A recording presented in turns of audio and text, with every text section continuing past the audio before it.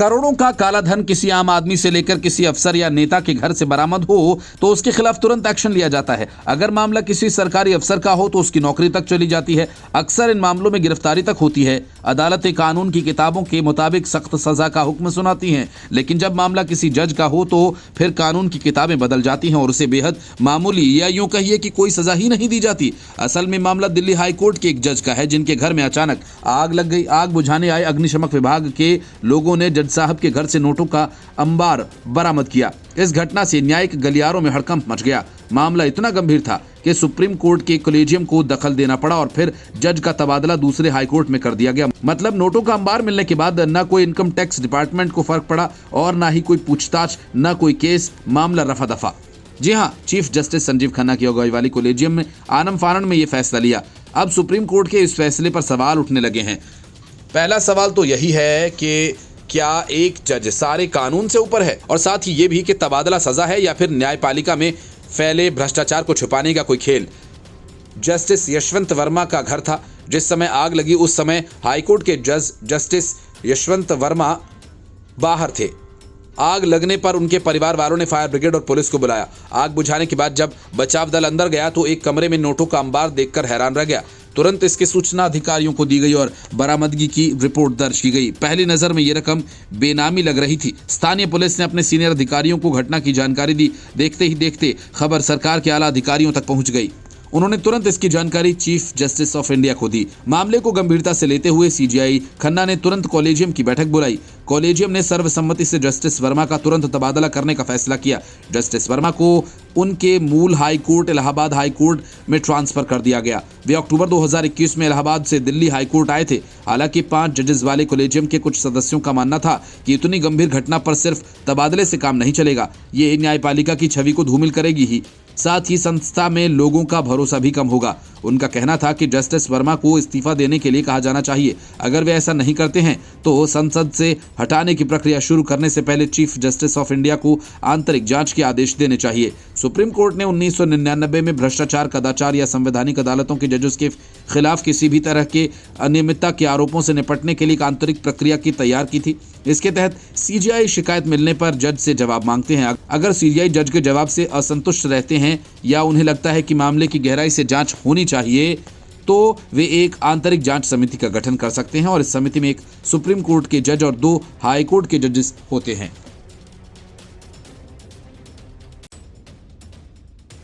केरल के सीएम पद पर शशि थरूर की दावेदारी भले ही राहुल गांधी और मल्लिकार्जुन खड़गे की आंखों में खटक गई हो, लेकिन केरल में कांग्रेस की सहयोगी मुस्लिम लीग यानी IUML की नजरों में ये नहीं। यही वजह है कि IUML के वरिष्ठ नेता ET मोहम्मद बशीर ने कहा कि शशि थरूर फासीवादी ताकतों के खिलाफ लड़ने वाले एक मजबूत योद्धा और केरल में विपक्षी गठबंधन संयुक्त लोकतांत्रिक मोर्चा यानी UDF के लिए एक पूंजी हैं और इसमें कोई संदेह नहीं होना चाहिए कि वो कांग्रेस के साथ मजबूती से खड़े रहेंगे। उन्होंने कहा कि शशि थरूर के कुछ बयानों को लेकर कहानियां गढ़ी गई हैं, लेकिन लोगों को ये नहीं सोचना चाहिए कि वे असंतुष्ट हो जाएंगे, क्योंकि हमें विश्वास है कि वे कांग्रेस के साथ मजबूती से खड़े रहेंगे और उनकी पार्टी में प्रमुख भूमिका होगी। ये पूछे जाने पर कि क्या थरूर केरल में मुख्यमंत्री पद के दावेदार हो सकते हैं, बशीर ने कहा कि मुख्यमंत्री के बारे में फैसला कांग्रेस को तय करना है और IUML ऐसे किसी भी मामले में पार्टी नहीं। केरल में कांग्रेस की अगुवाई वाले UDF में IUML एक प्रमुख घटक है। बशीर ने ये टिप्पणी ऐसे समय में की जब थरूर ने पिछले दिनों ये कहा था कि रूस यूक्रेन युद्ध छिड़ने पर भारत सरकार के रुख का विरोध करना उसके लिए शर्मिंदगी वाली बात साबित हुई। उन्होंने ये भी कहा था कि सरकार द्वारा अपनाई गई नीति के कारण भारत अब उस स्थिति में है जहां वह स्थायी शांति के लिए निर्णायक भूमिका निभा सकता है। भाजपा की केरल इकाई ने थरूर के इस बयान की सराहना की। तिरुवनंतपुरम से लोकसभा सदस्य कुछ सप्ताह पहले एक अंग्रेजी दैनिक में लिखे अपने लेख को लेकर विवाद में केंद्र में आए, जिसमें LDF सरकार के तहत केरल में उद्यमशीलता के विकास की प्रशंसा की गई। अगले साल केरल में होने वाले विधानसभा चुनाव में थरूर की भूमिका के बारे में पूछे जाने पर बशीर ने कहा कि विधानसभा चुनाव में उनकी भूमिका बहुत महत्वपूर्ण है, क्योंकि वो अतीत में बहुत मददगार रहे हैं और वे बहुत जानकार हैं। लोग उन्हें पसंद करते हैं। लोग उनके किसी बयान पर कहानियां गढ़ते हैं तो वे जिम्मेदार नहीं। वे कांग्रेस के साथ मजबूती से खड़े हैं। बशीर ने इस बात पर जोर दिया कि थरूर फासीवादी ताकतों के खिलाफ एक मजबूत योद्धा है। लोकसभा में IUML के नेता ने कहा कि हमें कोई भ्रम नहीं होना चाहिए, लोगों को ये नहीं सोचना चाहिए कि वह असंतुष्ट हो जाएंगे। हमारा मानना है कि वो कांग्रेस के साथ मजबूती से खड़े रहेंगे। कांग्रेस में उनकी प्रमुख भूमिका होगी। और ये पूछे जाने पर कि क्या UDF चुनाव से पहले किसी मुख्यमंत्री के चेहरे को पेश करेगी, बशीर ने कहा, हमने उस बिंदु पर चर्चा नहीं की है, चुनाव नजदीक आने पर हम चर्चा करेंगे। उन्होंने ये उम्मीद भी जताई कि इस बार LDF की सत्ता से विदाई होगी और UDF की सरकार बनेगी। दिल्ली हाईकोर्ट के मौजूदा जज यशवंत वर्मा के आवास से अकूत नकदी की बरामदगी और उसके बाद कोलेजियम की लीपापोती इसलिए कि फौरी सजा के तौर पर यशवंत वर्मा का ट्रांसफर इलाहाबाद हाईकोर्ट में कर दिया गया। लेकिन सवाल ये कि इलाहाबाद हाईकोर्ट में वे न्यायाधीश की कुर्सी पर बैठेंगे, फैसला करेंगे, तब उनके फैसलों पर कौन भरोसा करेगा। न्यायपालिका के मुख पर लगी यशवंत वर्मा की इस कालिक को सुप्रीम कोर्ट पहुंचने में नाकाम रहा तो ये काम विधायिका को करना होगा। यशवंत वर्मा से इस्तीफा न मांगकर जिस तरह से उसे बच निकलने का मौका दिया गया, उसके बाद एक ही रास्ता बचता है कि उनके खिलाफ महाअभियोग चलाया जाए, जिसकी शुरुआत राज्यसभा में हो गई है कि प्रक्रिया शुरू हो। यशवंत वर्मा से संबंधित मामला राज्यसभा में उठाया गया।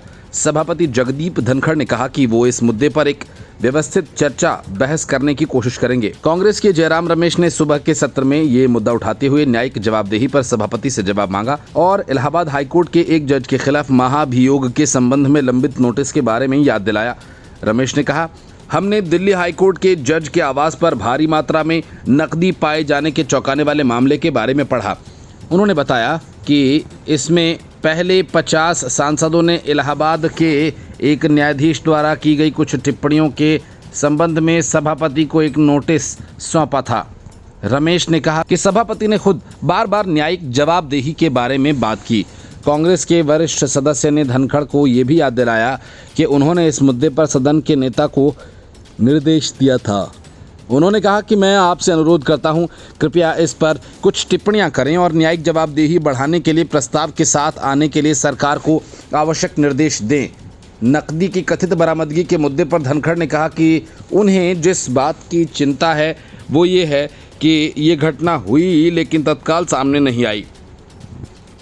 उन्होंने कहा कि अगर ऐसी घटना किसी राजनेता, नौकरशाह या उद्योगपति से जुड़ी होती तो संबंधित व्यक्ति तुरंत निशाना बन जाता। उन्होंने ऐसे मामलों में ऐसी प्रणालीगत प्रक्रिया की वकालत की जो पारदर्शी, जवाबदेही और प्रभावी हो। सभापति ने आगे कहा कि वो सदन के नेता और विपक्ष के नेता से संपर्क करेंगे और सत्र के दौरान सुव्यवस्थित चर्चा के लिए तंत्र तलाशेंगे। जस्टिस यशवंत वर्मा के आवास से कथित तौर पर भारी नकदी बरामद होने पर एक वरिष्ठ वकील ने दिल्ली हाईकोर्ट के समक्ष दुख और हैरानी जताई। सुप्रीम कोर्ट कोलेजियम ने कथित तौर पर जस्टिस वर्मा के आवास पर भारी नकदी बरामद होने के आरोपों पर दिल्ली हाईकोर्ट से उन्हें मामले में मूल इलाहाबाद हाईकोर्ट में स्थानांतरित करने पर फैसला लिया और महाभियोग मामले पर सभापति ने कहा कि उन्हें राज्यसभा के 55 सदस्यों से प्रतिवेदन मिला है। उन्होंने कहा कि अधिकांश सदस्यों ने सकारात्मक प्रतिक्रिया दी, जिससे मुझे अपना कर्तव्य निभाने में मदद मिली। उन्होंने शेष सदस्यों से भेजे गए ईमेल का जवाब देने की अपील की। धनखड़ ने कहा कि अगर हस्ताक्षर करने वालों की संख्या 50 से ऊपर है तो वो उसी के अनुसार आगे बढ़ेंगे। उन्होंने कहा कि ज़्यादातर सदस्यों ने सहयोग किया। जिन सदस्यों ने अभी तक अपना जवाब नहीं भेजा वे कृपया भेजें, तब मेरे स्तर पर प्रक्रिया में देरी नहीं होगी, यहाँ तक कि एक पल के लिए भी नहीं। सभापति ने सदन को यह भी सूचित कराया कि प्रतिनिधित्व पर हस्ताक्षर करने वाले 55 सदस्यों में से एक सदस्य के हस्ताक्षर 2 जगहों पर हैं और संबंधित सदस्य ने दूसरा हस्ताक्षर करने से इनकार किया है। Bureau report, news of India. Karnataka की कांग्रेसी सरकार हनी ट्रैप, सीडी और पेन ड्राइव के जाल में उलझ गई है। राज्य के लोक निर्माण मंत्री सतीश जरकीहोली ने कहा कि राज्य के एक सीनियर मंत्री को हनी ट्रैप में फंसाने की कोशिश की गई। उन्होंने मामले की पुलिस जांच की मांग की और इस मुद्दे के बारे में पूछे जाने पर जरकीहोली ने कहा कि मंत्री को फंसाने के 2 प्रयास किए गए लेकिन वे सफल नहीं हुए। कर्नाटक में हनी ट्रैप की ये पहली घटना नहीं है। विधानसभा में एक अन्य मंत्री ने दावा किया कि सिर्फ 1 या 2 नहीं बल्कि 48 मंत्री और विधायक इसी तरह के राजनीतिक जाल में फंस चुके हैं। इन खुलासों के बाद कर्नाटक के गृह मंत्री जी परमेश्वर ने कथित हनी ट्रैप के प्रयास की उच्च स्तरीय जांच की घोषणा की। उन्होंने विधानसभा में बजट सत्र की चर्चा के दौरान ये घोषणा की। बीजेपी के पूर्व मंत्री वी सुनील कुमार की ओर से विधानसभा में इस मुद्दे को उठाए जाने के बाद इस मुद्दे ने तूल पकड़ लिया। उन्होंने कांग्रेस सरकार पर हनी ट्रैप फैक्ट्री चलाने का आरोप लगाया और गृह विभाग से कार्यवाही की जाने की मांग की।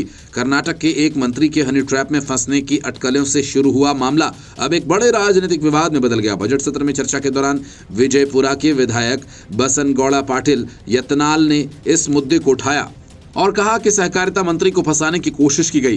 राज्य के सहकारिता मंत्री केएन राजन्ना ने दावों को स्वीकार किया और विधानसभा में जवाब देते हुए कहा कि कई लोग ये कहते हैं कि कर्नाटक सीडी और पेन ड्राइव फैक्ट्री बन गया है। ये एक गंभीर आरोप है। कहा जा रहा है कि तुमकुर के एक प्रभावशाली मंत्री को हनी ट्रैप में फंसाया गया। तुमकुर के मंत्री जी परमेश्वर और मैं हूं।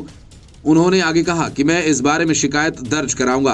गृह मंत्री को इस मामले की जांच करनी चाहिए। जारकीहोली ने जांच की मांग की और पुष्टि की। ये सच है कि प्रयास किया गया था लेकिन सफल नहीं हुआ। कर्नाटक में ऐसा पहली बार नहीं हुआ है, ये पिछले 20 सालों से हो रहा है।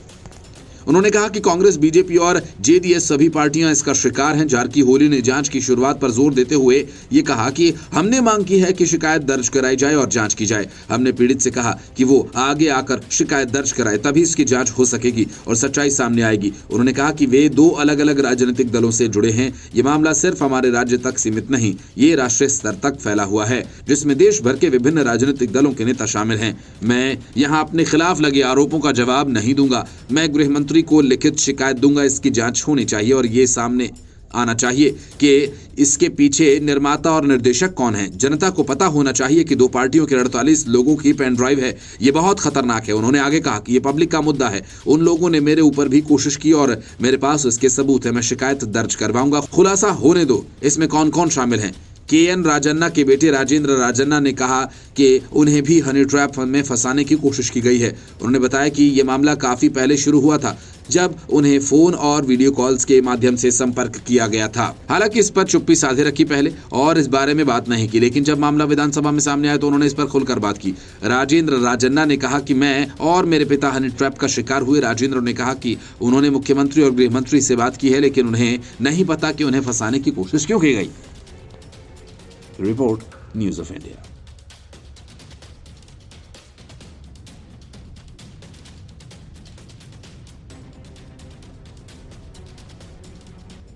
शीश महल खाली करने के बाद से अरविंद केजरीवाल पंजाब से राज्यसभा सांसद अशोक कुमार भजन सिंह का बंगला खाली करवा लिया।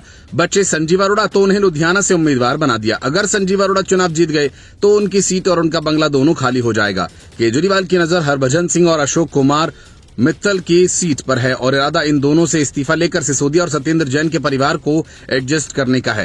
केजरीवाल की मंशा को भांपते हुए अशोक कुमार मित्तल ने कहा कि मोदी सरकार के फैसलों का जोरदार समर्थन करते हुए उनकी तारीफों के पुल बांध दिए। अब बारी हरभजन सिंह की थी, जिनके बंगले में मनीष सिसोदिया रह रहे हैं।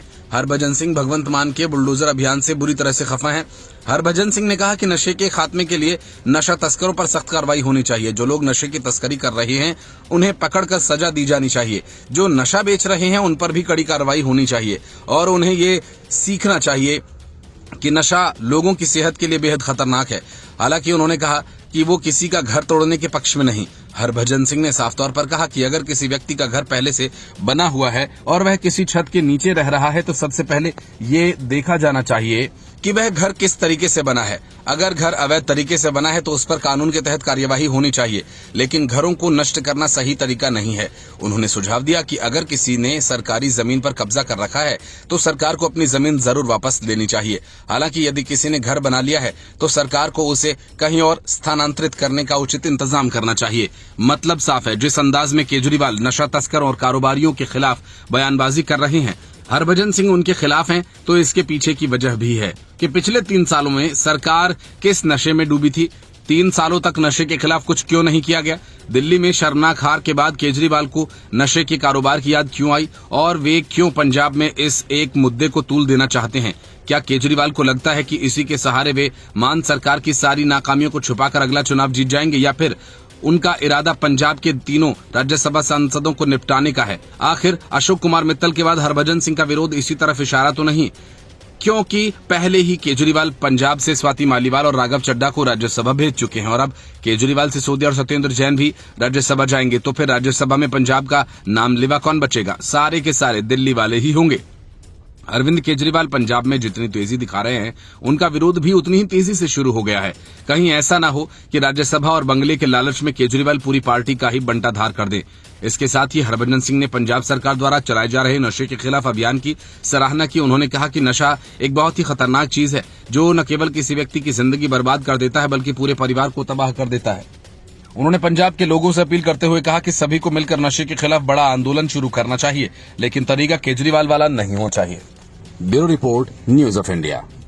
अरविंद केजरीवाल की सियासत की किताब इस्तेमाल से शुरू होती है और इस्तेमाल पर खत्म। हालांकि अन्ना हजारे से लेकर योगेंद्र यादव तक कई ऐसे उदाहरण हैं, लेकिन ताजा मामला किसानों का है जिन्हें जरूरत पड़ने पर केजरीवाल ने दिल्ली की सीमाओं पर उत्पात मचाने के लिए दाना पानी मुहैया कराया, ढेरों वादे किए और पंजाब सरकार बनते ही उन्हें किनारे कर दिया। लेकिन जब जरूरत लुधियाना उपचुनाव जीतने की पड़ी तो उन्हीं किसानों को धक्के मारकर खदेड़ दिया।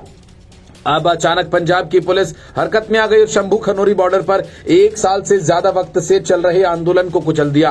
किसानों के अड्डों को बुलडोजर से नेस्तो नाबूद कर दिया। ये एक्शन तब हुआ जब केंद्र सरकार, पंजाब सरकार और किसान संगठनों के बीच चंडीगढ़ में 7वें दौर की बातचीत हुई। बातचीत करने गए किसान नेताओं को चंडीगढ़ में गिरफ्तार कर लिया गया। पुलिस द्वारा लिए गए एक्शन के बाद किसान और ज्यादा भड़क गए। राकेश टिकैत से लेकर सारे किसान नेता अरविंद केजरीवाल और आम आदमी पार्टी के खिलाफ उठ खड़े हुए। एसकेएम गैर राजनीति के प्रवक्ता गुरदीप सिंह के मुताबिक जगजीत डल्लेवाल सहित हिरासत में लिए गए किसान नेताओं ने पुलिस हिरासत में रहते हुए भूख हड़ताल शुरू कर दी है। शंभू और खनौरी बॉर्डर पर साल भर से बैठे किसानों का धरना खत्म हो गया है। पंजाब पुलिस ने देर रात एक्शन में किसानों को धरना स्थल से उठा दिया। पंजाब पुलिस ने शंभू बॉर्डर और खनौरी बॉर्डर से किसानों के टेंट हटाने के लिए बुलडोजर एक्शन का भी सहारा लिया। बुलडोजर से पंजाब पुलिस ने शंभू और खनौरी बॉर्डर से किसानों के टेंटों को उखाड़ कर फेंक दिया और इस तरह से 13 महीने बाद शंभू बॉर्डर खुल गया। पंजाब के बाद हरियाणा ने भी अपनी ओर से रास्तों को खोलना शुरू कर दिया। अब जब शंभू और खनौरी बॉर्डर से किसानों को हटा दिया गया, ऐसे में सवाल यह है कि आखिर इस कार्रवाई के पीछे क्या क्या वजह है, आखिर आम आदमी पार्टी ने ऐसा क्यों किया। अरविंद केजरीवाल का पंजाब दौरा लुधियाना के उद्योगपतियों की ओर से आम आदमी पार्टी के शीर्ष नेतृत्व को दिया गया फीडबैक और आने वाला अहम लुधियाना उपचुनाव ऐसा लगता है कि भगवंत मान सरकार की ओर से पंजाब में किसानों के धरना स्थल को खाली करने के लिए की गई बड़ी कार्रवाई के पीछे यही सब कारण रहे। दरअसल अरविंद केजरीवाल इस हफ्ते पंजाब के दौरे पर थे। 2 दिन पहले ही वो लुधियाना में थे। सूत्रों का कहना है कि लुधियाना के उद्योगपतियों ने आम आदमी पार्टी नेतृत्व को बताया कि अगर शंभू और खनौरी बॉर्डर पर किसानों का धरना जारी रहा तो आम आदमी पार्टी को उपचुनाव में वोट नहीं मिलेंगे। ऐसे में ऐसा लगता है कि आम आदमी पार्टी ने सोची समझी रणनीति के तहत ये कदम उठाया। सरकार ने 2 दिन पहले ही दोनों बॉर्डर पर पानी की बौछारें और पुलिस बल तैनात किया था, लेकिन सरकार किसान नेताओं को प्रदर्शन स्थल से उठाना नहीं चाहती थी। इससे कानून व्यवस्था की समस्या पैदा हो सकती थी। पंजाब सरकार मौके पर इंतजार कर रही थी। इस दिन किसान नेता सरवण सिंह पंधेर और जगजीत सिंह डल्लेवाल केंद्रीय मंत्री के साथ बैठक के लिए चंडीगढ़ गए हुए थे। किसान नेताओं की केंद्रीय मंत्री पीयूष गोयल, शिवराज सिंह चौहान और प्रहलाद जोशी से मुलाकात हुई। बैठक बेनतीजा रही, लेकिन पंजाब पुलिस दोनों किसान नेताओं पर नजर रखे हुए थी। जैसे ही किसान नेता शंभू के लिए रवाना हुए, पुलिस ने उनका पीछा किया और जैसे ही वे पंजाब बॉर्डर में दाखिल हुए, उन्हें हिरासत में ले लिया। इसके साथ ही पंजाब पुलिस ने शंभू और खनौरी बॉर्डर पर धावा बोल दिया। वहां मौजूद बाकी प्रदर्शनकारियों को हिरासत में लिया गया। दोनों जगहों पर किसानों ने अस्थायी टेंट्स लगाए हुए थे। जेसीबी मशीनों की मदद से उन्हें हटा दिया गया और देर रात तक दोनों जगहों से नाकेबंदी भी हटा दी गई।